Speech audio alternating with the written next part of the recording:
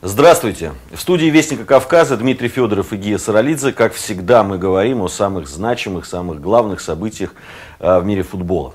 Наверное, начнем мы с выступления сборной России. Хотя уже прошло какое-то время, но иногда бывает правильно взять паузу и потом уже и делать выводы какие-то о том, что мы увидели. Товарищеские матчи всегда вводят в искус сказать, что это товарищеский матч.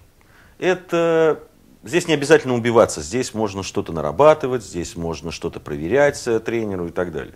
Но все равно привкус от вот такой игры, которую мы увидели в Воронеже, он остается.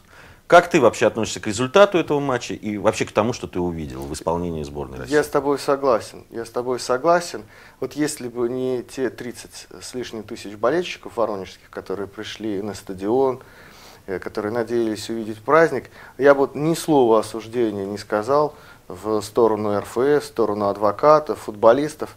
А так, конечно, получилось некрасиво. Вроде как приехали людей порадовать и ничего для этого не сделали. Но, с другой стороны, я должен отметить, что сейчас по всему миру вот это идет волна посредственных товарищеских матчей. Очень редкие игры получают действительно с накалом, действительно с высокой ответственностью футболистов. Мне кажется, что потихоньку вот этот институт товарищеских встреч, он сходит на нет. Хотя, казалось бы, странно, Дим, потому что тренеры сборных очень часто говорят о том, что они очень мало получают времени для того, чтобы работать со своими командами. В этом плотном графике, в котором существуют особенно там топовые команды, топовые футболисты, действительно очень трудно найти время, когда там кого-то проверить, посмотреть и так далее. И тут такая замкнутый круг. С одной стороны, понятно, что футболисты, которые проводят очень много матчей в Лиге чемпионов, в национальных чемпионатах, они просто устают, и им нужно дать передохнуть.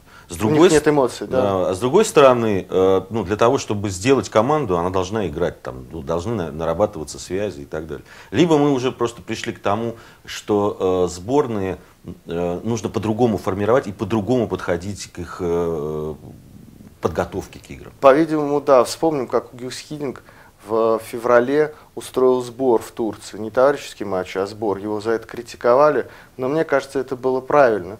Потому что товарищеский матч, что в начале, что в концовке сезона, это всегда риск для игрока.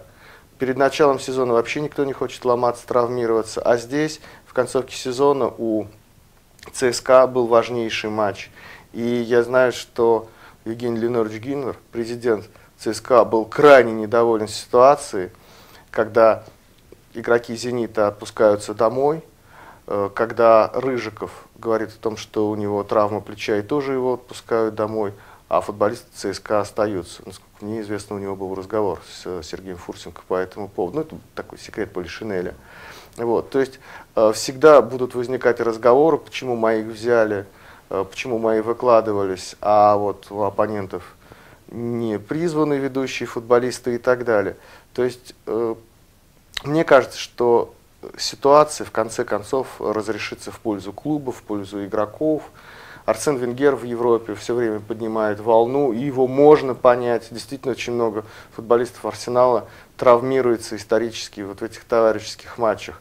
Поэтому неприятный осадок от матча остался. Безусловно, я с тобой соглашусь. Но здесь еще есть такой нюанс, тоже крайне несимпатичный. Ведь понятно, что это была расплата за грехи Дика адвоката. То есть сейчас проводится достаточно много коммерческих матчей, когда более слабые команды приезжают к тем, кто находится в топе, платят за это деньги, за хороший спарринг. И таким образом федерация осуществляет бизнес.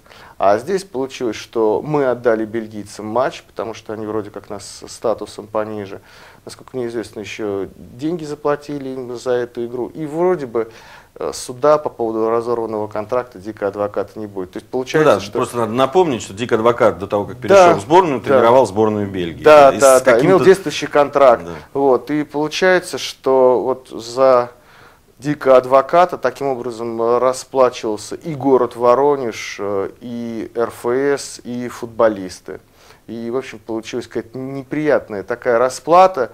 Естественно, нашлись умники, которые сразу сказали, что и результатом расплатились. Но понятно, что в товарищеских матчах не имеет значения. Так, победил, мне кажется, что вреда этот матч принес больше, чем пользы. В любом случае, потому что товарищеский это матч, не товарищеский. Но сборная опять получила такую серьезную порцию критики. На психологическом состоянии футболистов это обязательно скажется, на мой взгляд. Ну, неприятно, когда тебя ругают болельщики, пресса там, и так далее. Ну, вот никуда от этого не денешься. Поэтому мне кажется, что в данном случае расплата получилась неадекватная нашему приобретению. Не знаю. А главное, я не вижу практического смысла в этой игре.